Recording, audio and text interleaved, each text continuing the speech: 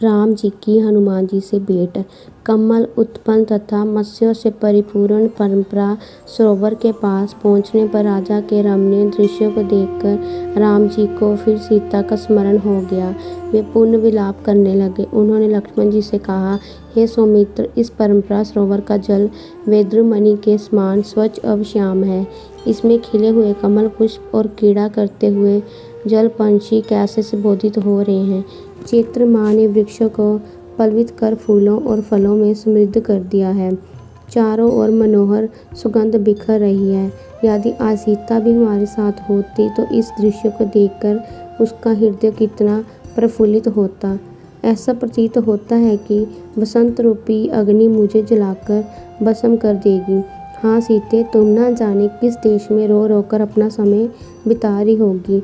मैं कितना भागा हूँ कि तुम्हें अपने साथ वन में ले आया, परंतु तुम्हारी रक्षा न कर सका। पर्वत शिखर पर नृत्य करते हुए मोरों के साथ कमांतुर हुई मोरनियाँ कैसे नृत्य करी है। हे लक्ष्मण, जिस स्थान पर सीता होगी यदि वहाँ भी इस प्रकार बसंत खिला होगा, वे उसके विगंध हृदय को कितनी पीड़ा पहुँचा रहा होगा। वे अवश्य ही मेरे वियोग में रो रो कर अपने प्राण दे रही होगी। मैं जानता हूँ वे मेरे बिना पानी से बाहर निकली हुई मछली की भांति तड़प रही होगी। उसकी वही दशा हो रही होगी जो आज मेरी हो रही है।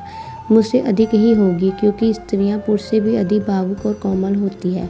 यह संपूर्ण दृश्य इतना मनोरम है कि यदि सीता मेरे साथ होती तो इस स्थान को छोड़कर मैं कभी अयोध्या न जाता, सदैव उसके साथ यही रमण करता। किंतु ये तो मेरा संपन्न है, तो ये अभागा प्यारी सीता के वियोग में वनों में मारा मारा फिरा है। जिस सीता ने मेरे लिए महलों का सुख पर त्याग किया, मैं उसकी वन में रक्षा नहीं कर सका। मैं कैसे जीवन धारण करूं? मैं अयोध्या जाकर किसी को क्या बताऊंगा? माता कौशल्या को क्या उत्तर दूंगा? मुझे कुछ समझ नहीं आ रहा। मैं इस विपत्ति के पहाड़ के नीचे दबा जा रहा हूँ। मुझे इस विपत्ति से छुटकारे का कोई उपाय नहीं सूझ रहा। मैं यही में डूबकर अपने प्राण दे दूंगा। भाई लक्ष्मण, तुम अभी अयोध्या लौट जाओ। मैं अब जनक नंदिनी सीता के बिना जीवित नहीं रह सकता। बड़े भाई की ये दशा देखकर लक्ष्मण बोले, हे पुरुषोत्तम राम, आप शोक न करें। ये तात रघुनंद, आप यदि रावण का पाताल में या उससे भी अधिक दूर चला जाए तो भी आप किसी की तरह जीवित नहीं रह सकता।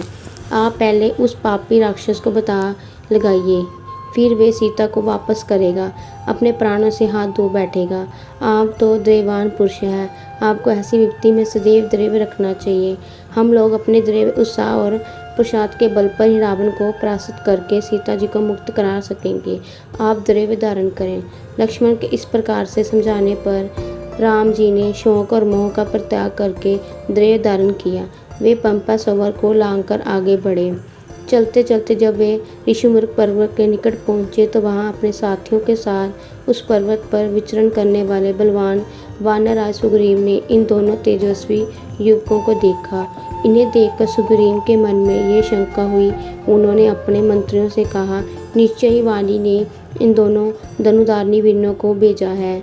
भयभीत होकर सुग्रीव अपने मंत्रियों के साथ ऋषिमुख पर्वत के शिखर चले गए। सुग्रीव को इस प्रकार चिंतित देखकर हनुमान बोले, हे वानरराज, वाणी तो शापथ यहाँ आ ही नहीं सकता। आप सहसा ऐसे चिंतित क्यों हो रहे हैं? हनुमान जी का प्रश्न सुनकर सुग्रीव बोले, मुझे ऐसा प्रतीत होता है कि ये दोनों पुरुष वाणी के भेजे हुए हैं और तपस्वियों का वेशन धार करके हमारी खोज में आए हैं। हमें इनकी ओर से निश्चय नहीं होना चाहिए। हनुमान, तुम वेश बदल कर इनके पास जाओ और इनका संपूर्ण भेद ज्ञात करो। यदि मेरा संदेह ठीक है तो शीघ्र इस विषय में कुछ करना। सुग्रीव का निर्देश पाकर हनुमान जी विष्णु का वेश धारकर राम लक्ष्मण जी के पास पहुँचे। उन दोनों को प्रणाम करके वे अत्यंत विनती मृदुवाणी में बोले, हे वीरों, आप दोनों सत्य प्रकर्मी एवं देवताओं के समान प्रभावशाली ज्ञान पढ़ते हैं। आप लोग इस वन्य में किस लिए आए हैं? आपके अंगों की कांति सूर्यवान के समान प्रभावित होती है। आपकी विशाल भुजाओं और वीर वेश को देखकर ऐसा प्रतीत होता है कि आप इंद्र को भी परास्त करने की क्षमता रखते हैं, परंतु फिर भी आपका मुख्य मंडल कुमलाया हुआ है। आप ठंडी सांसें भर रहे हैं, इसका क्या कारण है? कृपया अपना परिचय दीजिए। आप इस प्रकार मौन क्यों हैं? यहाँ पर्वत पर वानर श्रेष्ठ सुग्रीव रहते हैं। उनके भाई वाली ने उन्हें घर से निकाल दिया है। सुग्रीव आप दोनों से मित्रता करना चाहते हैं। उनकी आज्ञा से मैं आपका परिचय प्राप्त करने के लिए यहाँ आया हूँ। मैं वायु देवता का पुत्र हूँ। मेरा नाम हनुमान है। मैं भी वानर जाति का हूँ। अब आप कृपया अपना परिचय दीजिए। मैं सुग्रीव का मंत्री हूँ। आपकी इच्छानुकूल वेश बदलने की क्षमता रखता हूँ। मैंने आपको सब कुछ बता दिया। आशा है कि आप भी अपना परिचय देकर मुझे कृतार्थ करेंगे। वन में पधारने का कारण बताएंगे। हनुमान जी की चतुराई भरी स्पष्ट बातों को सुनकर राम जी ने लक्ष्मण जी से कहा, हे सुमित्र, इनकी बातों से मुझे पूर्ण विश्वास हो गया है कि ये महामंसवी महाराज सुग्रीव के संजीव हैं। उन्हीं के हित के लिए यहाँ आए हैं। इसलिए तुम निर्भय होकर इन्हें सब कुछ बता दो। राम की आज्ञा पाकर लक्ष्मण हनुमान जी से बोले, हे वानरश्रेष्ठ, सुग्रीव के गुणों से हम परिचित हो चुके हैं। हम उन्हें ही खोजते हुए यहाँ तक आए हैं। आप सुग्रीव के कथा अनुसार जो मंत्री की बात चल रही है, हमें वहाँ स्वीकार है। हमें अयोध्यापति महाराजा दशरथ के पुत्र हैं। ये श्री रामचंद्र जी हैं, उनके श्रेष्ठ पुत्र।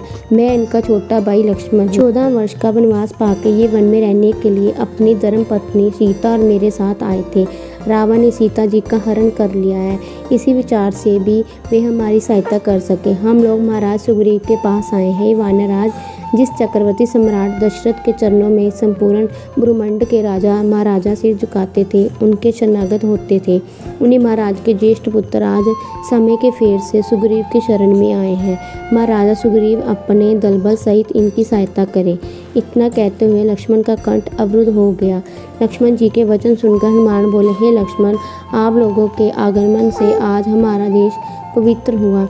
हम लोग आपके दर्शनों से कृतार्थ हुए। जिस प्रकार आप लोग विपत्ति में, उसी प्रकार सुग्रीव पर भी विपत्ति की कटाई छाई हुई है।